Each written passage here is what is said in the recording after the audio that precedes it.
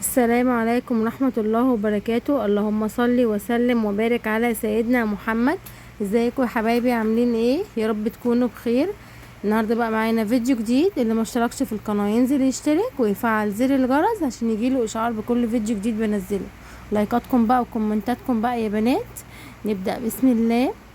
النهارده بقى معانا وصفتنا بقى النهارده هتبقى بانيه ستريبس.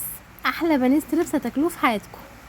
هنا بقى كان معايا نص كيلو بانيه ودقيق وبهاراتي بقى كانت ملح، فلفل اسمر، توم باودر، وبصل باودر، وشطة وكركم وبابريكا، ومعلقة بيكنج باودر. بصوا هما معلقة يا بنات صغيرة من كل حاجة، والملح معلقتين يعني حلوين كده، ومعلقة بيكنج باودر بقى اللي هو في النص ده. تمام. وهنا كانت دي معايا كانت كوباية ونص.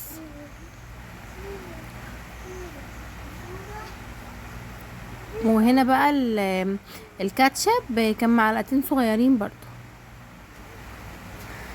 تقطيعات بقى البانيه يا بنات. بص هتاخدوا كده الواحدة على 2. مش عايزة ارفعها قوي عشان اما تيجي تاكليها كده تحسي بلحم جواها، ما تبقاش ناشفة قوي يا بنات. شايفين التقطيع؟ يعني هي الواحدة بس تتقسم على 2 هتبقى حلوة قوي، تبقى تمام. وبرضو السمك برضو الفراخ ما يبقاش رفيع قوي، ما يبقاش مليان قوي، يبقى وسط كده. هنا بقى معايا كوبايه ونص دي زي ما قلت لكم. واقلب بقى بهاراتي كويس، كلهم بقى يتقلبوا في بعض كويس. وهنزل بقى هنا بنص كميه البهارات، يعني هقلبهم كويس وهاخد نص الكميه بس هنزل بيهم بقى، واسيب بقى النص بقى التاني هتشوفوا دلوقتي هعمل بايه. وهنا هنزل بقى بمعلقتين الكاتشب. ممكن يبقوا بديل ليهم صويا صوص يعني عادي. وهنا بقى كان معايا مرقه فوريه.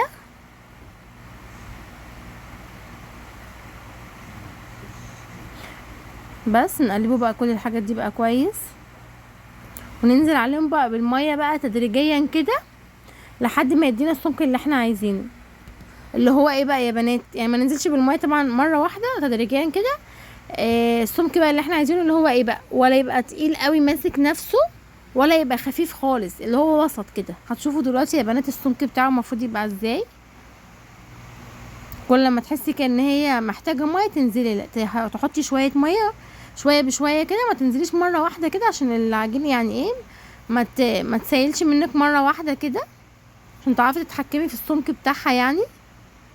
بصوا بقى يا بنات السمك اللي انا عايزاه. بس هنزل بقى هنا بقى بكميه البانيه كلها تقليبه كده حلوه كده. عاوزه بقى تعمليها من بالليل وتسيبيها ماشي، قبل ما تعمليها بساعتين ماشي، بنص ساعه ماشي، على طول ماشي، مفيش مشكله. بس انا بقولك يعني على حسب ما وقتك إيه يسمح. يعني لو عندك وقت ممكن تعمليها قبلها بيوم، ما عندكيش قبلها بساعه. بس هنا بقى سبتها، انا هنا بقى سبتها معايا ساعه يا بنات. هنا بقى التغطيه بتاعتي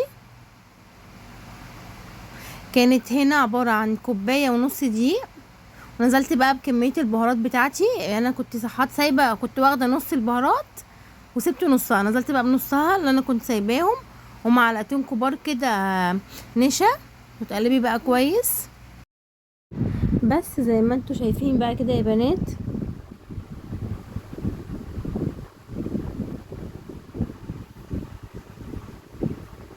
هنا بقى تاخدي بقى قطعه البانيه بقى تنزليها كده في الدقيق، وتحطيها في الدقيق بقى كويس بحيث ان كل حته في البانيه بقى يجي عليها دقيق. شايفين يا بنات؟ تضغطي عليها كده عشان تديكي الحبه بتاعتها كده. بصوا يا بنات، انا اسفه بقى حقكم عليا عشان بجد هنا النور كان قطع واضطريت اصور بالفلاش بتاع التليفون. فيا رب بقى الصوره تكون واضحه بقى. انا اسفه حقكم عليا بجد يا بنات.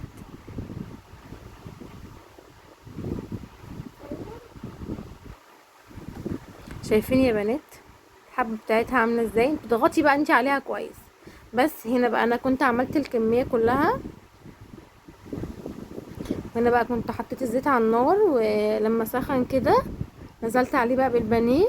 ما تبقيش معليه قوي، تبقى النار كده وسط يا بنات. بس وهنا بقى خلاص كنت خلصت. عايزه اقول لكم كان حلو قوي. وسامحوني بقى ان الصوره بقى لو مش باينه، والكاميرا والله يا بنات بجد كانت ظالمه، لانه كان احلى من كده واللون كان احلى من كده بقى يا بنات والله، وكل حاجه. بس بقى للاسف بقى هو النور بقى الله يسامحه، فسامحوني بقى يا بنات. شايفين؟ وحطيت بقى جنبه بقى هنا الكاتشب والمايونيز. عايزينه بقى يديك القرمشه بتاعته كده، طلعيه بقى وحطيه كده على مصفى، ما تحطوش بقى كده على طبق وتبقى كله فوق بعضه كده، حطيه على مصفى هيبقى كله مقرمش. يلا بقى اللي ما اشتركش في القناه ينزل يشترك ويفعل زر الجرس. اشوفكم بقى فيديو جديد، مع السلامه.